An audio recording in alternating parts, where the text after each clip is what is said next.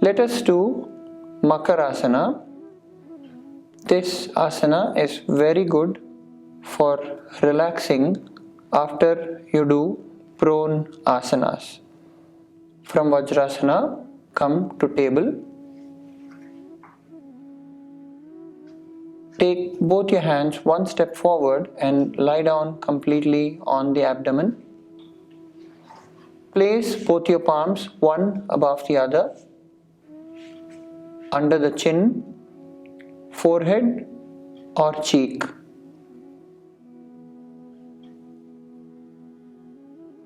Keep your legs apart, heels falling inward and toes falling outward.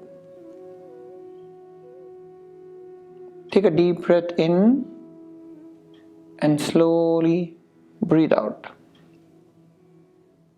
Very, very good posture for relaxing.